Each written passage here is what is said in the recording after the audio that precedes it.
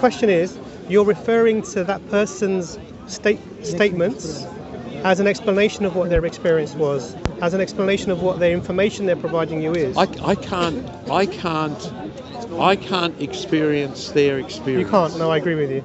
I can only experience mine. I understand. And I can look at that and then say, does that match, or does that relate to what I think happens? What I think happens, same with Muhammad and all of that. For several hundred years, the writings of Muhammad weren't there. They were on bits of bone and bits of this and bits of that. That's not correct. But go on, make your point. I'll let you know. So, and often the teachings go right down into the well of humanity and get homogenised and come up. And often they're very similar. So let me try and just lay out the framework where I come from, so we can understand each other. So you said experience. We can't see each other's experiences. We can't even experience each other's experiences. The only way I can know what you're feeling, your experience is by you telling me. Now that communicates a portion of at least informationally what you're experiencing. Now, yes, true. So when we're quoting the Prophet Muhammad, peace be upon him, or Jesus, or when making these quotes, we are trying to access what information they gain from their experience so that we can utilize that in our lives. Yes. Now, with the Prophet Muhammad, peace be upon him, so just to sort of give our framework, this was a person who claimed to prophethood at the age of 40. Before that, was known as a very honest person within his community, hardworking, trader. Yeah. His mother was a Christian. The cousin of his first wife was someone who was writing the scriptures, the Christian scriptures. But I don't know if I don't think his mother was Christian, as far as I'm aware. But we can leave that to one side. The point here is that when the Prophet Muhammad, peace be upon him, started to receive this information, this revelation, it was contemporaneously written down by the people around him because he was illiterate. So he would say the revelation that came to him. The people would write it down. Okay, so it was not this thing that was written. As long as they were around when he got the revelation. No, this is the thing. So it was something that was within him. The information was, because God says in the Quran that don't rush with these words, because I will ensure that you can retain them. Yeah, I'm paraphrasing. And I'm the one who will preserve this, talking about the information that was being provided. The companions contemporaneously were writing it down, and after the Prophet died, within 2 years of his death, the Quran was compiled together as a book. Within 2 years of the death of the Prophet. So you're sure about that? Absolutely. This is our history. Now, you were talking about going down into the well of humanity and becoming homogenized and then coming back out. I understand what you're saying, but this is not our paradigm. No, it's not our paradigm. I know. We have we're talking about the Quran written contemporaneously.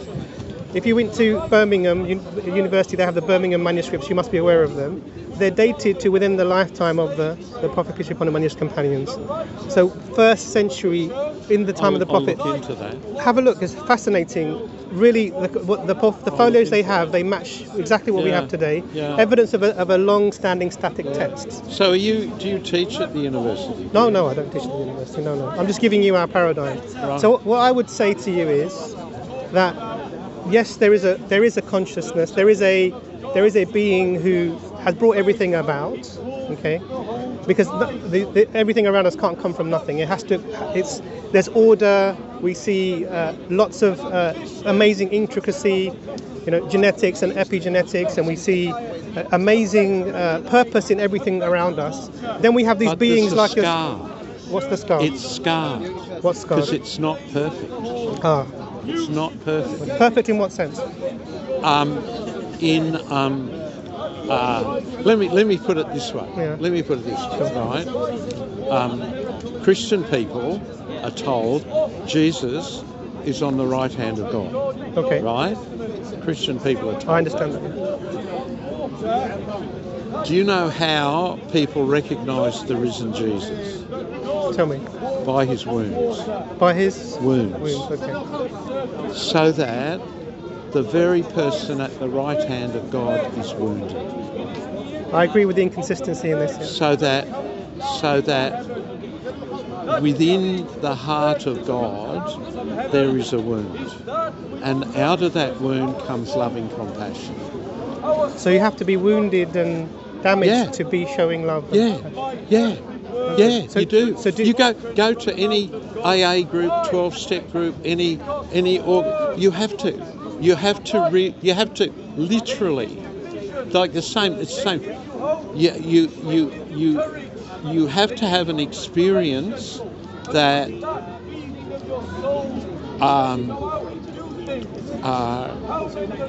shows you that all that is, in a way, is you.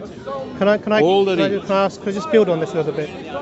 So why do we need experience to inform us of anything in the first place? Because we constantly fuck it up. Yes, because if we don't. So let me paraphrase that for anyone that might be listening. So we lack knowledge and understanding of things. So therefore we have to arrive. We lack compassion. Absolutely, I understand. So we have to arrive at this place of empathy by having the we have experiences. to arrive at the place where we are prepared to give everything up. I understand. Everything. I understand. Everything. Empty ourselves of everything. I understand. So the point I'm trying to make is that what you're talking to from because you're talking from a human paradigm, that we have to have trauma to be more empathic, to be more caring and compassionate. We all have trauma anyway. I understand, but now I'm not talking about you or me. I'm talking about that being, the consciousness you're talking about in the beginning, because that being, by there are some things definitionally we would have to lay down as sort of foundations. All knowing. That being would have to be all knowing. Yeah. Yes. Now, when you're all knowing, because it all came from that creation. So, what's your name, bro? Bill. Bill. Imran. Nice to meet you. Okay. What I wanted to say, that if you are all knowing, then by definition, you don't need any other experience or anything else to make you knowledgeable about anything, or to make you have more empathy or compassion about anything, because you already have everything within you knowledge-wise. So we are increasing in our knowledge all the time and in our experiences. Oh. Do you understand the point that I'm making? Yeah. Whereas that being would not be subject to this. What I'm saying is that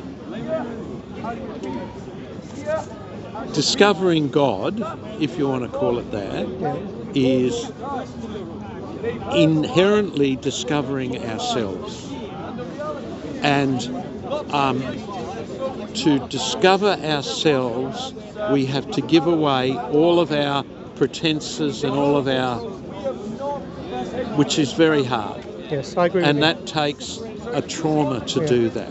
So we're told that you have to submit your will to the will of the One. Yes. And this is literally what you're I'm saying. Absolutely. Yes. Now this process that we're talking about, submitting your will to the will of the One, that the name for that is Islam. This is what it means. Submitting your will to the will of the Creator. And I don't have any problem with that. Absolutely. Now, when you look at there are things that are related to this. The only way we know what the will of that Creator is by referring. You said there are these people who have these experiences. They connect with this divine. They give us information. The only way we can understand what that will is that we need to submit to is to refer back to these people and what they said, and verify that what they said we can actually accept as being from that divine and not something that someone else made up. What surprises me is how we can talk about that, but how few people do it. I understand. How few people do it. I agree with you. Because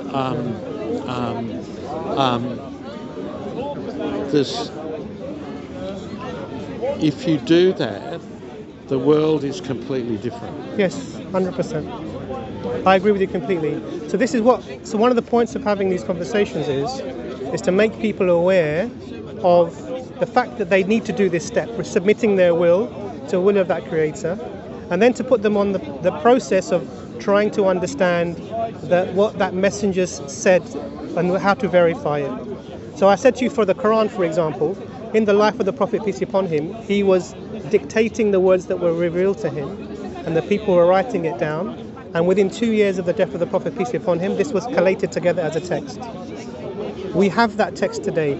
So we have this information from that time, the direct impact of that experience, the information that that divine gave, and we have it in the Quran. Well, Have you- yeah,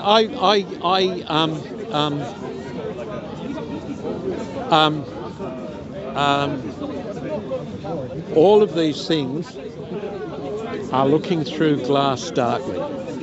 Glass dark. That